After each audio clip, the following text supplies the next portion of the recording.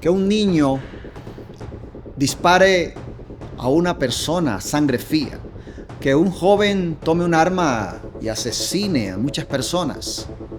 Todo ligado a la situación social, violencia, drogadicción, lo que vemos hoy en nuestro mundo, en nuestro país y en nuestros pueblos. Hace pocos días, un joven de 14 años, es un niño, disparándole a sangre fría a un senador de la República. Qué terrible situación la que vivimos en nuestro tiempo hoy. Qué terrible es ver a los niños, adolescentes y jóvenes destrozados por las drogas. Pero amigos y amigas, siempre hay un camino de esperanza.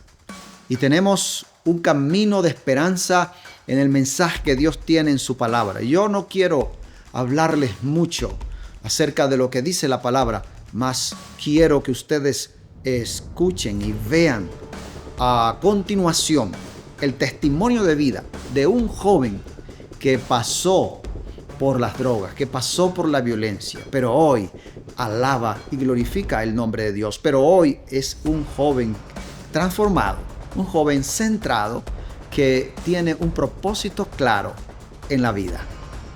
Claro que sí, pastor. Muchas gracias por la invitación a este programa y a este lugar. Bueno, actualmente soy estudiante del programa de teología en la Universidad Adventista de Colombia, ubicada aquí en Medellín.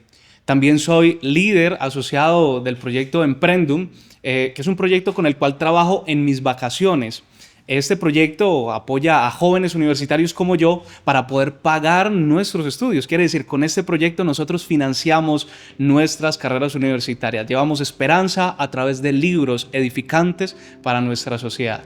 Bueno, cuando me ven quién soy actualmente, la mayoría de las personas dicen, no, este joven seguramente tuvo que haber sido adventista de nacimiento, pero realmente no es así. Yo crecí en un hogar como cualquier otro, humilde, aquí en el bello pueblo de Viterbo, Caldas, un pueblo turístico, realmente es un paraíso turístico, un lugar muy hermoso. En mi hogar, crecimos con ciertas complicaciones, podríamos llamarlo, era un hogar disfuncional. A memoria, más o menos 7, 8 años por allí, el hogar se complicó bastante, las discusiones, mi padre y mi madre ya no se sabían entender muy bien, hubieron una serie de circunstancias que llevaron a esto. Entonces crecí, tan solo un niño de 7, 8 años, con una mente inmadura, sin inteligencia emocional, pues no sabía gestionar este tipo de cosas, ¿cierto? Lo cual generó en mi mente pues confusiones de la vida y situaciones por este curso. Cuando cumplí 12 años de edad, mi padre y mi madre toman la decisión de divorciarse, se separan y bueno, ahí quedo yo en medio como un niño, ¿cierto? Sin saber qué va a ser de su vida, sin entender las circunstancias, sin entender las situaciones. Así que con 12 años comencé a perderle el sentido a la vida, por así decirlo. No tenía ganas de vivir, no le veía importancia al estudio. Así que comencé a descuidar mi estudio, mi rendimiento en el colegio menguó y con la edad de 12 años probé por primera vez una sustancia que lastimosamente actualmente está afectando a nuestra población, está afectando a nuestros jóvenes y a nuestros niños, y también viví esta experiencia en carne propia. Con tan solo 12 años probé la marihuana y comencé a caminar por un camino oscuro, un camino tenebroso, un niño que no le veía sentido a su vida y que a raíz de ello comenzó a dar pasos hacia un camino tenebroso, un camino oscuro. Con 14 años ya era, se podría decir, drogodependiente a estas sustancias psicoactivas, no solamente la marihuana, sino otras sustancias conocidas como la cocaína, entre otras. Así que con 14 años tenía ya que tener, de cierta manera, un sustento para solventar esta adicción. Con tan solo 14 años, entre los 14 y los 15 años, salí del colegio y comencé a trabajar en un lavadero de carros. También comencé a conectarme con personas de este mundo, personas malas. Mi pueblo es un pueblo pequeño, pero lastimosamente hay mucha drogadicción, un pueblo tomado por diferentes personas allí que tienen influencia y poder, distribuyen mucha droga. Así que mi pueblo es un pueblo muy afectado por esta esta situación del consumo de los psicoactivos y alucinógenos también. Así que con 14 años conecto con un grupo de personas los cuales trabajaban en expender droga en todo el pueblo. A mí me tenían un apodo, me decían la chinga, que básicamente lo que significa es ser el menor, el pequeño del grupo. En ese lugar se expendía droga día y noche. Comencé a compartir mucho con ellos, comencé a trabajar en este sentido, adquirí dinero, vivía de fiesta. Creía que tenía placer en la vida porque estaba en un mundo donde me rodeaba de fiesta, muchachas de mi edad también, que estaban en este mundo también. No sabíamos que estábamos perdidos realmente. Y era un escape hacia ese vacío que tenía como niño, que no entendía la vida, la separación de sus padres, y estas malas decisiones me fueron llevando a hacer cosas malas y también a interactuar con personas malas en este sentido. Con tan solo 16 años, mi madre me dice: Samuel, yo necesito que te vayas de mi casa. Mi madre era una mujer muy ocupada, siempre lo ha sido desde la separación con mi padre, le tocó trabajar fuertemente. Así que ella a veces se iba de casa hasta 15 días, 20 días, volvía, estaba unos días también, volvía y se iba.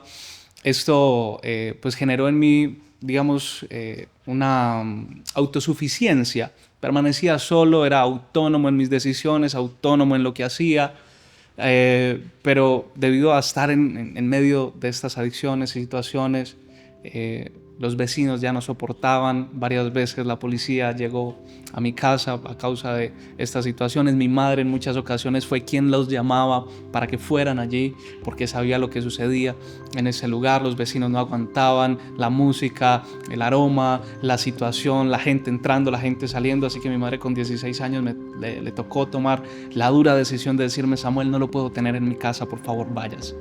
Así que yo me fui de casa y me fui a vivir con estas personas. Vivíamos en una casa 6. Éramos 6 en una sola casa donde se expendía droga de día y de noche. Todo el tiempo, las 24 horas literal del día. Allí iban personas que ya tenían un pasado, un recorrido. Algunos de ellos habían estado en la cárcel. Algunos de ellos ya eran mayores. Así que como yo era el menor, me decían la chinga, porque era el más pequeño, yo era el mandadero, ¿no? El que llevaba, el que traía, el que hacía gestiones. Iba a otro pueblo, volvía con cosas y así trabajamos allí. A veces yo era el que me quedaba hasta las 4, 5, 6 de la mañana en la puerta del lugar expendiendo a las personas que venían a adquirir. Así que era una situación bien compleja, bien difícil que vivía en ese entonces con una corta edad, ¿no?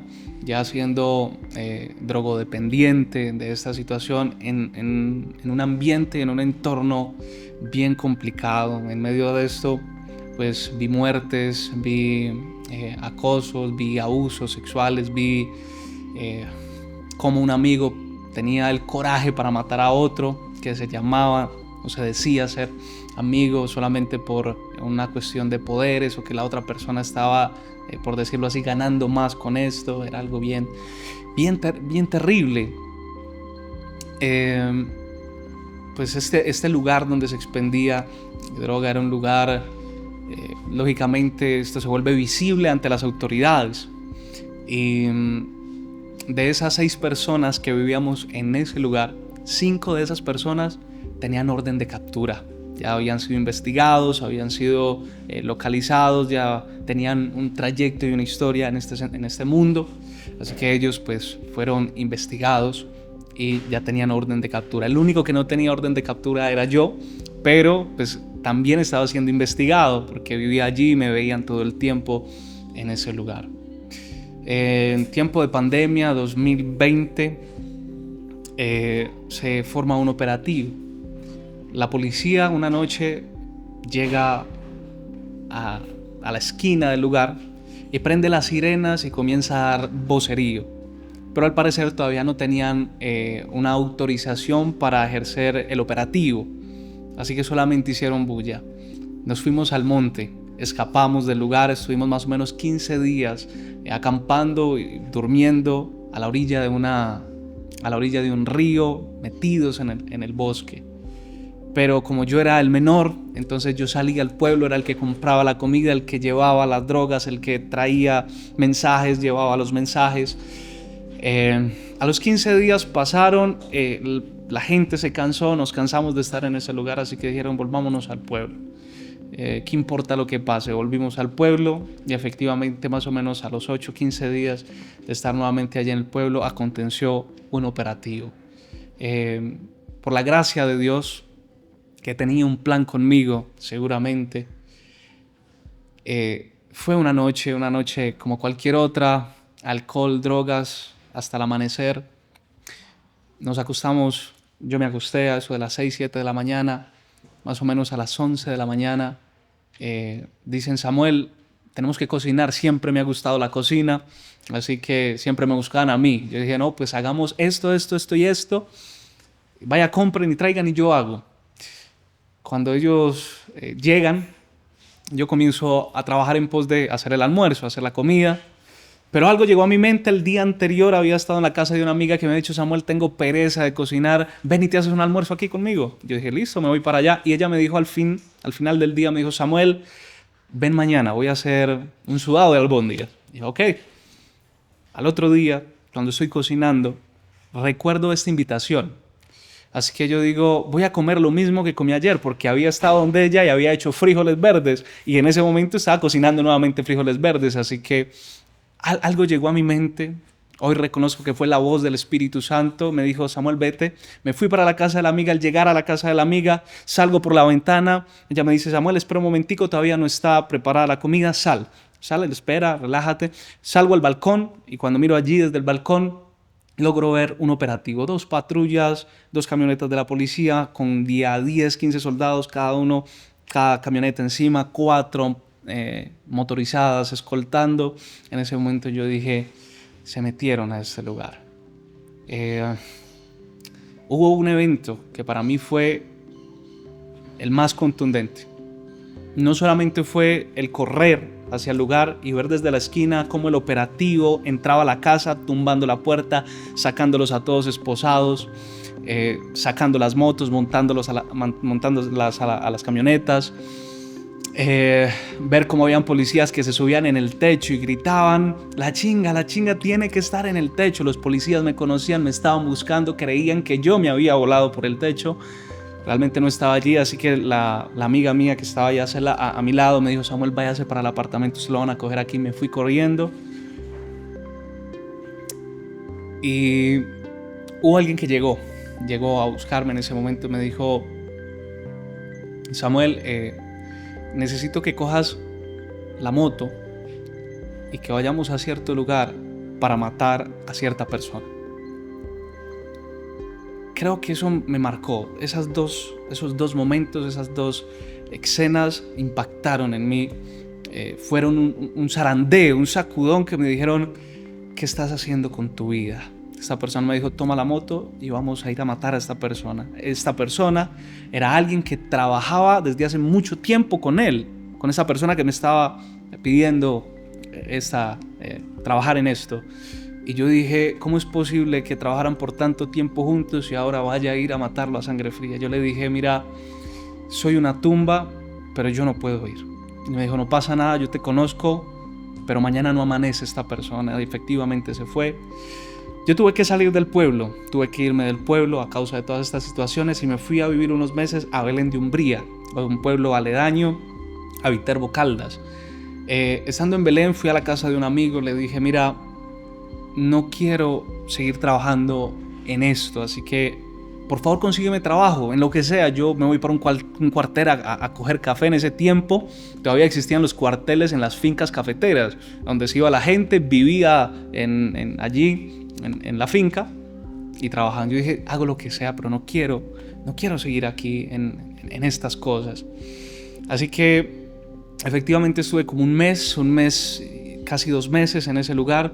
No salía por miedo, tenía síndrome de persecución, todo el tiempo estaba asustado, sentía que iban a llegar por mí, así que no salí de la casa solamente para el consumo personal, porque pues era drogodependiente, necesitaba estas sustancias para vivir, para dormir, para comer, porque si no era imposible. Así que pasó más o menos un mes y yo todos los días le decía a esa persona, por favor, ¿ya me conseguiste trabajo? Me dijo, sí, ya he hablado con un jefe, con alguien, espera. Nunca lo hizo. Más o menos al mes y medio llegó y me dijo, Samuel, conseguí trabajo para ti. Yo sí, contento, y dije, por fin voy a poder hacer algo diferente. Pero él me dijo, mira, va a llegar un plante de más o menos unos 11, 12 millones de pesos. Tú te vas a ir a vivir a la casa que queda allí más o menos a la vuelta. Esta y estas personas que has visto en esa esquina son los que te van a ayudar. Tú vas a coger toda esta zona del pueblo y la vas a administrar. Me ofreció un arma, mira, tú vas a tener esta arma. En ese momento recordé lo que hace unos pocos días, pocas semanas atrás había vivido. Y yo pensé en tres cosas. Yo dije, mi vida puede terminar de tres maneras. O termino muerto, o termino en la cárcel, o termino en la calle con un costal. No tengo otra opción en mi vida. Y en ese momento dije, no quiero terminar de esta manera. Y hoy reconozco que fue el poder del Espíritu Santo que trabajaba en mi corazón de manera poderosa, diciéndome, Samuel, ¿tú quieres esto para tu vida realmente? Comencé a escuchar la voz de Dios. Y llamé a mi madre y le dije, le prometí cielo y tierra. Le dije, madre, ahora sí voy a cambiar, ahora sí voy a trabajar. Por favor, recíbeme en casa. Amor de madre es único.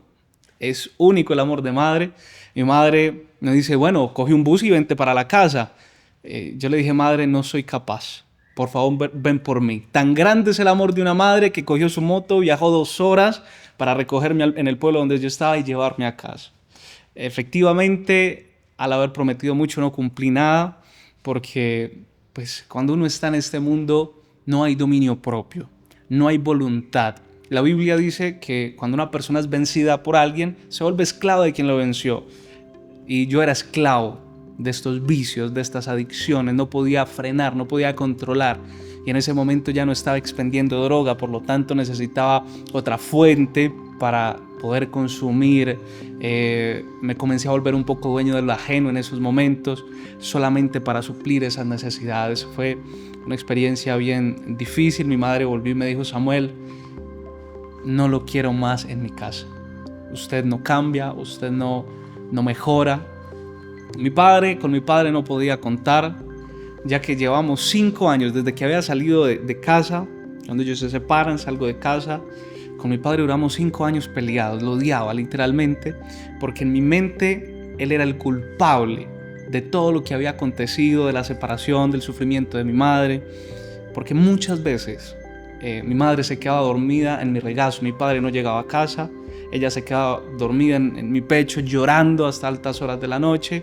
Pues yo era un niño, no entendía, y mi madre se quedaba dormida, solamente la abrazaba y nos quedamos allí. Así que en mi mente, mi padre era el culpable. No entendía, no tenía una mente madura para comprender que detrás de todo hay influencias satánicas.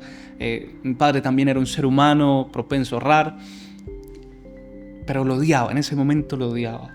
Así que duramos 5 años siendo prácticamente enemigos. Vivíamos en el mismo pueblo, pero cuando nos cruzábamos en la calle éramos 2 desconocidos. Él decía, yo no tengo hijo, yo decía, no tengo padre, y así. Así que era algo bien complicado. Y bueno, después de esto que he contado, tengo un encuentro con Cristo Jesús. Este es un mensaje de advertencia para padres de familias, para matrimonios, que tienen sin lugar a duda diferencias, problemas. Cuidado, la separación de un matrimonio puede traer consecuencias devastadoras en los hijos. Creo que las circunstancias, la vida que estaba llevando en ese momento, al contar esto aquí en unos resumidos minutos no alcanzo a abarcar todo lo vivido realmente. Hay muchas historias de fondo que tampoco valdría la pena recordar ni contar, pero todas estas experiencias vividas en un lapso de más o menos 5 años me comenzaron el Espíritu Santo trabajaba en mí y me decía, Samuel, ¿tú quieres terminar así? Y recordaba siempre, constantemente recordaba esas 3 cosas. Samuel, si tú sigues por este camino, o terminas muerto en la cárcel o o por ahí en la calle con un costal. Así que en mi mente no lo quería, no lo deseaba. Yo decía, no puedo terminar así, o sea, no quiero vivir la experiencia de este, fulano y sutano, que ahora están en la cárcel, otros están muertos, otros están en la calle. No quiero terminar de esta manera, pensaba en mi mente.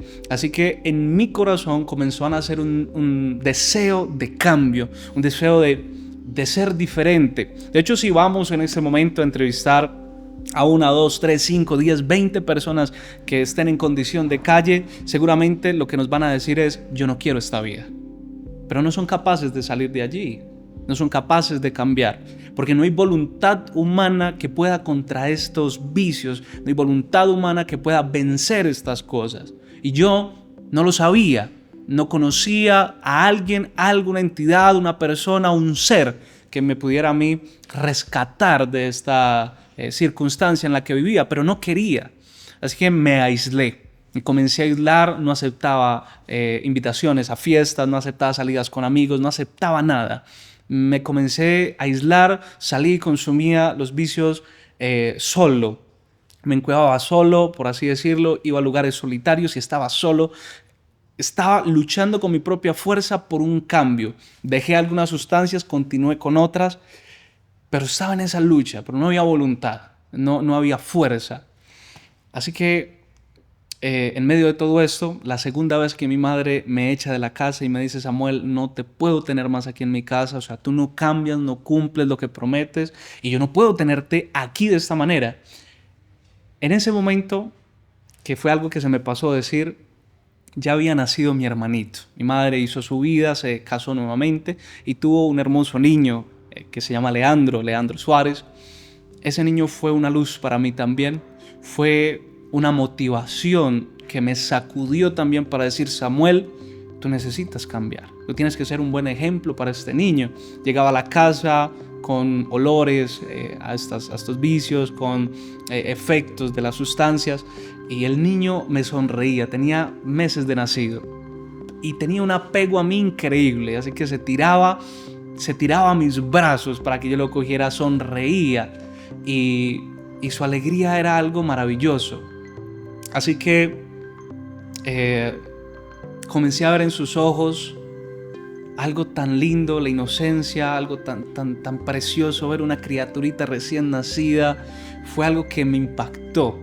Y ese niño fue un instrumento de Dios también para hablar a mi corazón y decirme: Samuel, tú tienes que cambiar porque tú tienes que ser un buen ejemplo para este niño. Y fue también algo que me motivó, ¿no? Un día, cuando mi madre ya me echa por segunda vez, de hecho fue ese mismo día que mi madre me echa, yo salgo y me voy para un lugar desagradable. Normalmente iba a este lugar a estar allí solo, a consumir, y era un edificio de 4 plantas que tenía un sótano, pero el edificio había sido incendiado, quemado. Así que el sótano, las paredes estaban hechas carbón, habían escombros, era un lugar desagradable, a donde en las noches iban a dormir inclusive habitantes de calle, en situación de drogadicción también. Así que yo estaba allí en ese lugar, era un lugar desagradable, pero la vista que tenía era hermosa, era una vista preciosa. Siempre me gustó el rap, siempre me gustó improvisar, expresar a modo de rimas y a modo de versos lo que sentía, ¿sí? Así que de pronto los jóvenes de hoy que escuchen este programa saben lo que es improvisar, saben lo que es el rap. Y siempre andaba con un bafle cantando todo el tiempo. Estaba en ese lugar expresando lo que sentía al viento. El lugar era desagradable, pero la vista era hermosa. Daba una vista a un valle y al final del valle había un río y después del río unas montañas preciosas. Así que el lugar era lindo, tenía una vista muy bonita. Mientras expresaba lo que estaba diciendo al viento, la frustración, la desilusión, el arrepentimiento, remordimiento por la vida que estaba llevando, ver la situación de la juventud actual y todo esto, que reflexionaba en mis pensamientos y expresaba a través de esto, pues estaba allí y comencé a llorar. Yo pensaba que nadie me escuchaba, pensaba que solamente estaba expresando lo que sentía al aire, pero Dios sí escuchaba lo que mi corazón decía, de eso estoy seguro. Dios siempre escuchó. Y aunque esta música no es música que a Él le agrade o música que le alabe, Él sabía, Él conocía lo que yo estaba diciendo y sabía ese deseo de cambio. Así que Dios en ese momento me buscó. Quebré en llanto, quebré en lágrimas en ese momento. No podía, nunca, no recuerdo haber llorado nunca de una manera tan desesperada. En mi mente solamente resonaba el deseo de cambiar. Quería un cambio, no quería seguir llevando esa vida. Y clamaba en mi corazón algo diferente, Señor. No oraba porque pues, no tenía en mi mente a Dios realmente. Hubo un momento, que fue en el momento cuando mi padre y mi madre se separan, me peleo con Dios. Ellos habían tenido conocimiento religioso, mi padre y mi madre, así que siempre trataron de inculcarme a Dios, pero a los 12 años decidí ser ateo cuando ellos se separan. Así que en mi mente no estaba Dios en esos momentos, pero sí había un clamor encendido, un fuego ardiendo en mi corazón que me decía: Samuel, tú necesitas cambiar, necesitas algo diferente, o sea, no quiero vivir así, no quiero esta vida. Y lloraba y lloraba. Y en ese momento viene el Espíritu Santo que habla a la mente y al corazón de las personas, y en mi mente escucho una voz que me aturdió. Yo digo que al estar en una situación extrema, también requería una intervención divina extrema, ¿sí? Así que Dios en ese momento se manifestó de una manera poderosa, y yo escuché una voz en mi mente, pero fue aturdidora, portentosa, muy fuerte, que me decía: arrodíllate. Cuando yo escucho esa voz, me paro del lugar donde estoy, miro hacia los lados y digo: ¿quién me está hablando? O sea, me estoy volviendo loco, o sea, las drogas me están volviendo loco. Y volví a escuchar: arrodíllate, pero era fuerte, contundente, una voz increíble: arrodíllate. Y me sentía tentado, inclinado, a arrodillarme enfrente de un árbol, a tirarme en tierra, así bajar del lugar donde estaba, el pavimento allí, ese lugar, y arrodillarme. También en mi mente escuchaba otra voz que me decía: Samuel, tú no mereces ni siquiera el perdón de Dios. O sea, tú has sido esto, has sido mal hijo, has hecho cosas malas, has influido negativamente sobre jóvenes, hay personas que se están perdiendo por tu culpa. Y esto sonaba muy fuerte en mi mente, así que en ese momento no escuché la voz que me decía que me arrodillara y no me arrodillé. Salí del lugar, me sequé las lágrimas y comencé a caminar hacia casa. Cuando camino hacia casa, pasa algo, un evento, diría yo, sobrenatural. Cuando llego a la cuadra para ir a mi casa, la casa de mi madre quedaba en la esquina, en una esquina de una cuadra, valga la redundancia. Así que yo tenía que caminar toda una cuadra. Era un lugar donde eran casas de abogados, gente estudiada, preparada. Así que era un lugar donde habitualmente no se escuchaba música, no se escuchaba bulla, no se escuchaban fiestas. Pero ese día, curiosamente, había música. Y cuando yo llego a la esquina del lugar, escucho que en la esquina hay una canción que está sonando. No recuerdo qué ritmo era, pero sí recuerdo que en la canción se mencionaba el baile, bailar.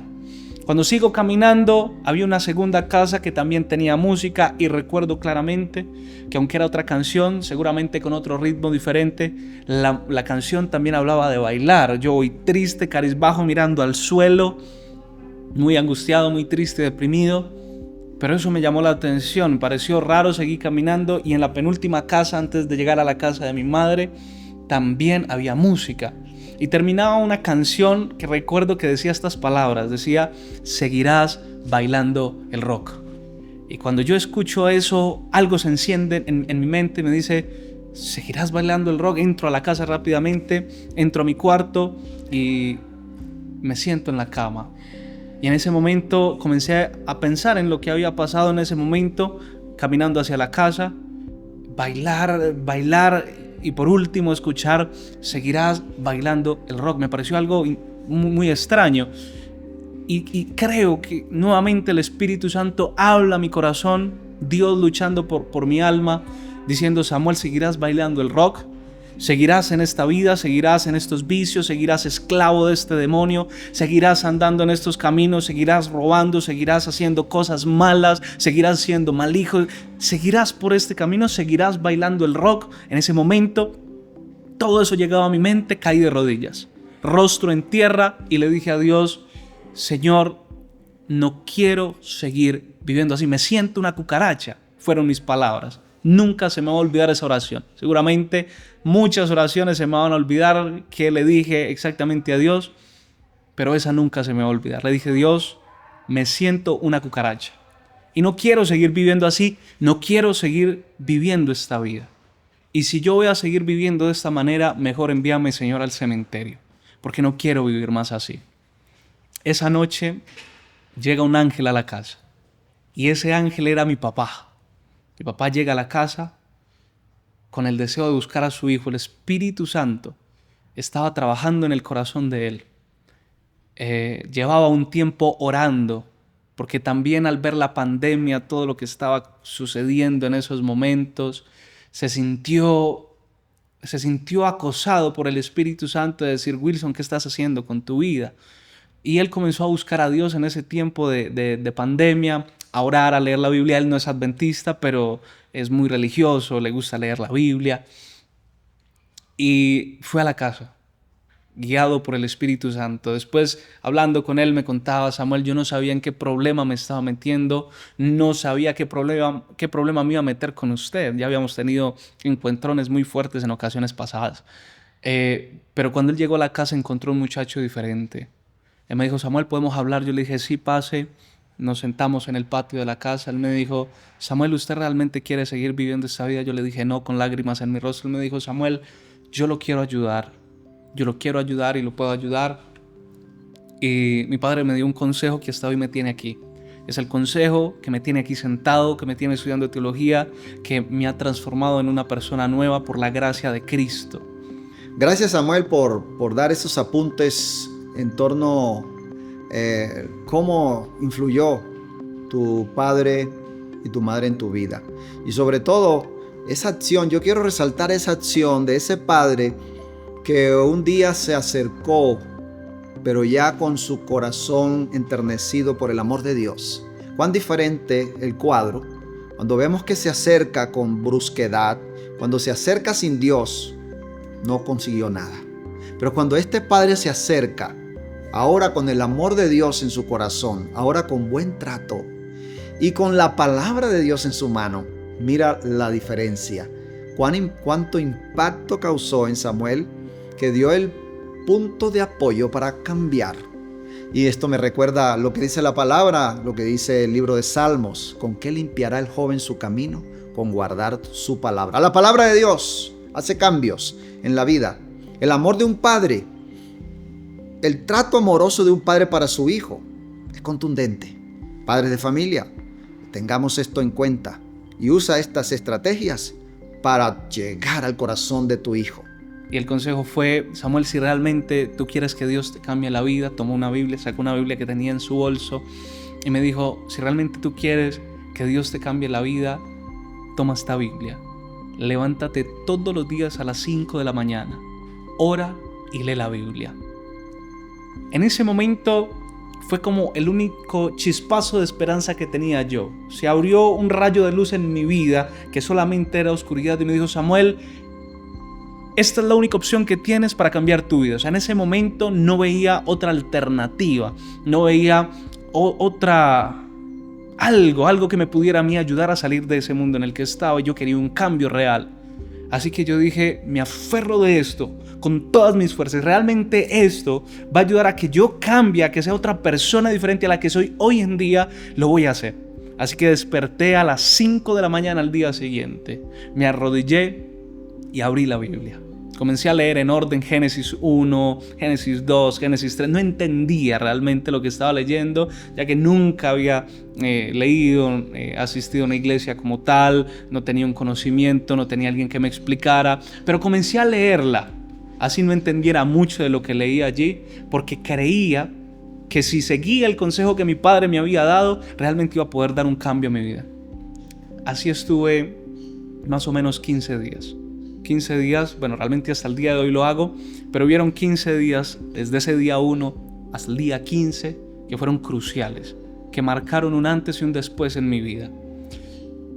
Lógicamente hay algo que se llama síndrome de abstinencia y lógicamente yo lo comencé a padecer, porque en el momento cuando mi padre me ofrece la ayuda, me ofrece y me da este consejo, yo comienzo a hacerlo y corté el consumo de la droga.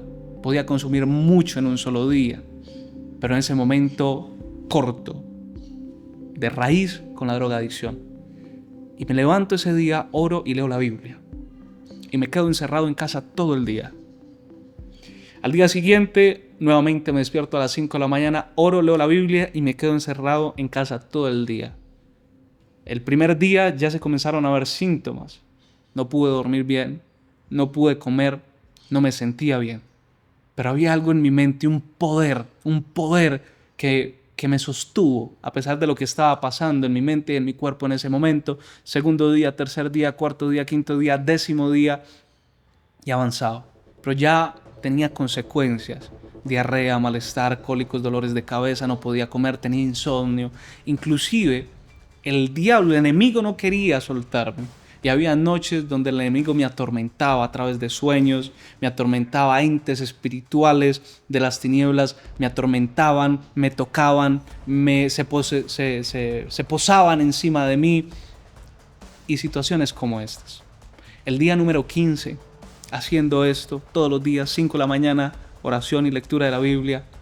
El día 15, recuerdo que era un sábado. Era un sábado en las horas de la tarde. Estaba acostado en la cama. Y estando acostado en la cama, no aguantaba la desesperación. Estaba sudando frío. Estaba bañado en sudor, tembloroso, con mucho frío, en una temperatura de un pueblo donde la temperatura normal es de 38, 39 grados. Y yo tenía frío. Mucha fiebre, cólicos, diarrea, dolor de cabeza, malestar. Es algo que no se lo deseo a nadie. Es algo muy fuerte. Y en ese momento yo elevo un clamor a Dios. Y le digo: Señor, realmente ya no quiero esto. Quítamelo, por favor. Por favor, sácalo de mí. No aguanto más, no lo soporto. O quítame la vida. Y en ese momento recuerdo una historia de una mujer que está allí en los evangelios, San Mateo. La mujer tocó el manto de Jesús. Llevaba 18 años sangrando con hemorragias, gastó toda su fortuna y dinero en doctores que le ayudaran con su enfermedad. Nunca fue sanada, pero con tan solo un toque del manto de Jesús fue sanada inmediatamente. Así me sentí yo en ese momento. Cuando le ve mi clamor, le dije: Señor, no aguanto más. Con lágrimas en mis ojos le dije: Dios, quítame esto, por favor. En ese momento, el dedo de Dios, la mano de Dios me tocó. Cuando experimento el toque divino, siento que algo sale de mi cuerpo. Un frío, más bien una frescura que me recorre de la cabeza a los pies. Y siento paz. En ese momento los cólicos, el dolor de cabeza, el malestar que tenía se fue. Hasta el día de hoy me mantengo en pie por la gracia de Cristo. Ese fue el encuentro más poderoso que pude haber tenido con mi Señor, y desde entonces le sirvo y le alabo todos los días de mi vida. Actualmente ya son 5 años y un par de meses viviendo la hermosa experiencia de tener una vida al lado de Dios. Me siento feliz. Creo, y es una convicción que tengo, y es que solamente el ser humano será totalmente feliz cuando sea totalmente obediente a Dios, cuando siga a Dios, cuando ame a Dios, porque solamente Dios, solamente Cristo puede llenar el vacío del corazón. Solamente Cristo es suficiente para el ser humano. Ese vacío con el que cargamos los seres humanos solo puede ser llenado por Dios. Actualmente me siento realizado. Para mí estoy en el puesto y en el lugar más alto hoy. Soy estudiante, trabajo, pero hoy siento que soy grande, siento que por la gracia de Cristo estoy en el mejor puesto que nunca pudiera estar. Agradecido con Dios porque nunca me imaginé en la universidad, que a propósito sabemos que el dinero a veces es complicado, las matrículas son un tanto costosas, pero es increíble cómo Dios hace provisión para mí. Desde hace 5 años lo viene haciendo, y la experiencia, cada año transcurrido, cada experiencia vivida al lado de Cristo en el transcurso de estos 5 años ha sido la experiencia más maravillosa. La decisión de bautizarme que recuerdo maravilloso, la decisión de entregar mi vida a Jesús, que recuerdo precioso, y hasta hoy solamente he experimentado gozo y felicidad en la presencia de Dios. Han habido retos, he tenido problemas, también días de tristezas, días de angustias, he tenido circunstancias difíciles, circunstancias económicas también. Sin embargo, siempre en el transcurso de estos años he visto y sentido la mano de Dios en mi vida, y eso ha sido algo precioso. Bueno, creo que resumiría lo que les diría en 4 palabras. Con Cristo sí se puede. Con Cristo es posible vencer la drogadicción. Cristo tiene el poder que nosotros no tenemos, porque no hay voluntad humana que pueda vencer estas circunstancias. Estoy seguro que todos esos jóvenes que luchan con esto, llegan noches en las que al acostarse en el lugar donde sea que se acuesten, piensan: no quiero, ya lo voy a dejar, mañana no lo haré más, no quiero este demonio, es un demonio esto para mí. Pero al otro día, al volver a despertar, recaen en lo mismo, porque no hay voluntad humana que pueda. Pero con Cristo sí se puede. Con Cristo hay victoria, con Cristo hay libertad del pecado, libertad de las adicciones, libertad de los vicios. Cristo conoce el dolor que tienen. Cristo nota cada lágrima que se derrama. Cristo escucha su clamor y su oración.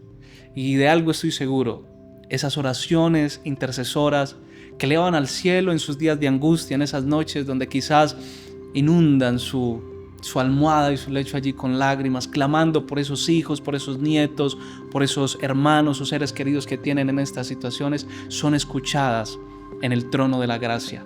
Y Cristo Jesús interviene constantemente en favor de estas personas, atrayéndolos con lazos de amor eterno. Hay algo a tener en cuenta, y es que siempre tiene que haber una decisión de estas personas. Estas personas tienen que tomar la decisión de tomar la mano de Dios. Tienen que tener el deseo de salir de ello. Pero cuando ellos oren, siempre serán escuchados. Y esas oraciones harán que el Espíritu Santo trabaje en el corazón de estas personas, despertándolos a su realidad y haciéndoles sentir que necesitan una vida diferente. Y Dios orará en favor de muchas de estas personas. Y si estas personas deciden escucharlo, seguramente, así como yo he tenido la victoria, ellos también la tendrán. Agradecemos inmensamente a Samuel por compartir su historia de vida. Yo estoy seguro de que este testimonio te va a ayudar a ti, querida amiga y amigo que me escuchas. Porque sé que tienes hijos, porque sé que tienes un nieto, porque sé que tienes un familiar que está alejado de Dios, que puede estar sumido en la drogadicción. Y sé que esto es un asunto muy complejo, muy difícil.